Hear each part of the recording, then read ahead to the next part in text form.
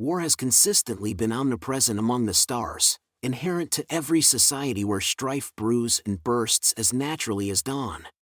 Yet, nothing could brace the galaxy for humanity, beings from a sphere known as Earth, a realm so harsh that their mere existence was a tribute to endurance against all odds. The galaxy, with its myriad realms, believed they understood conflict. They thought they grasped torment until humans appeared.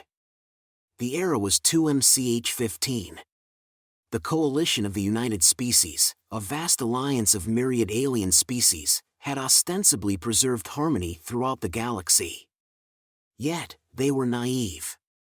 Their assembly, from the towering, crystal-like Futra to the insect-like Rar, was bound by a mutual goal: stability.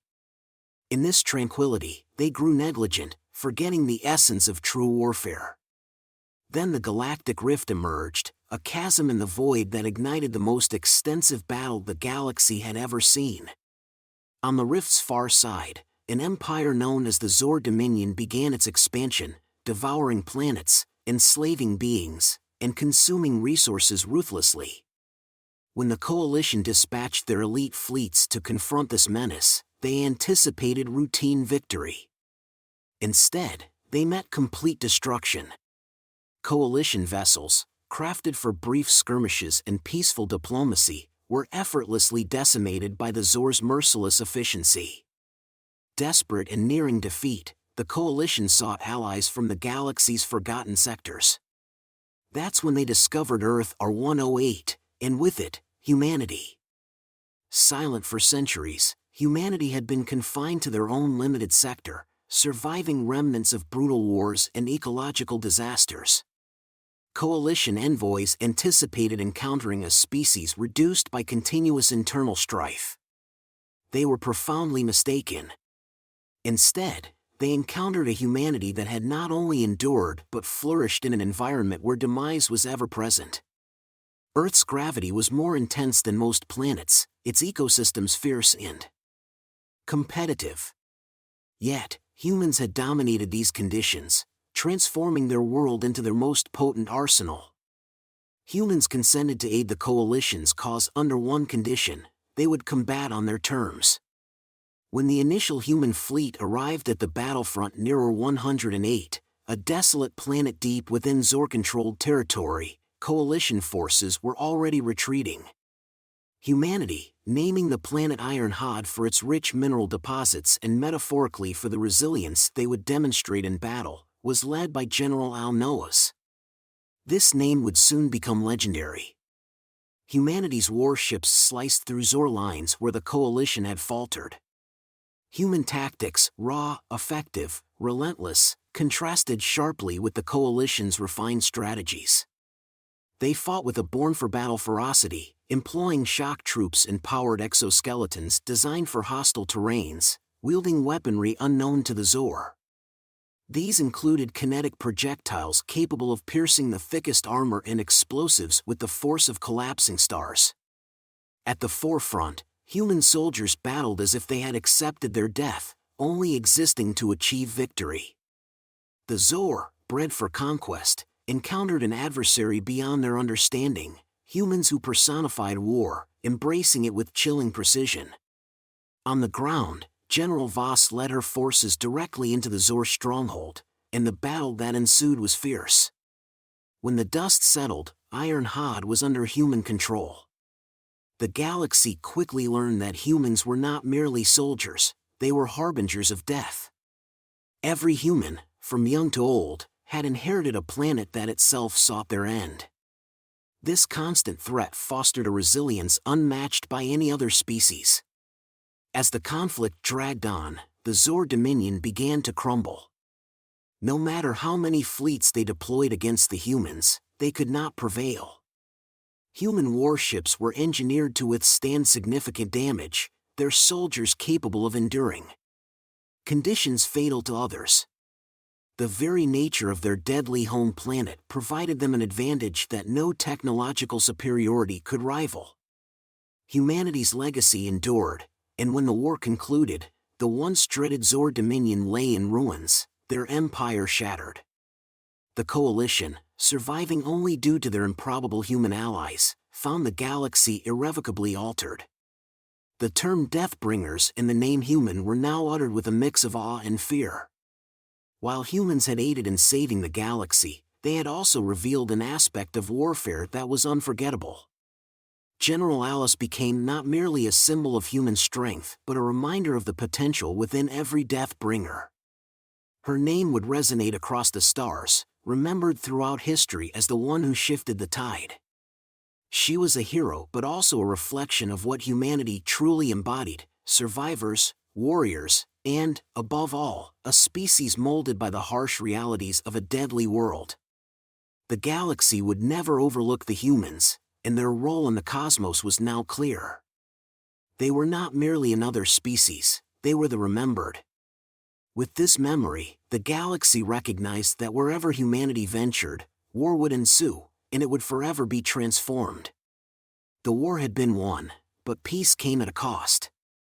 Across the galaxy, cities lay in ruins, planets were reduced to ashes, and species struggled to recover from the scars left by the Zor Dominion's brutal conquest. The coalition of united species, now fractured, barely clung together under the fragile threads of diplomacy. For humanity, this narrative was all too familiar. After Re-18, the human name became widely recognized, and they were both celebrated and feared. Their origins from a deadly world, their ferocity in battle, and their unyielding will to survive had secured them a place at the galactic table. However, humanity, ever wary, did not revel in the glow of victory. They understood that the galaxy remained perilous, and while the Zor had been defeated, other threats lurked in the shadows of space. On the brink of collapse, the aftermath of the war saw many coalition species deeply shaken. Old alliances were strained, and internal conflicts emerged as the various races endeavored to rebuild and redefine their place in the galaxy. Meanwhile, humans tirelessly worked to restore order, providing both resources and military support to protect vulnerable worlds. Yet, they remained outsiders. Many within the coalition began to debate whether humanity was truly an ally or if they had merely replaced one conqueror with another. Tensions flared, particularly among the TR and the Sands, who had suffered greatly under the Zor. Though they owed their survival to the humans, whispers and rumors of distrust and fear of humanity's growing influence circulated.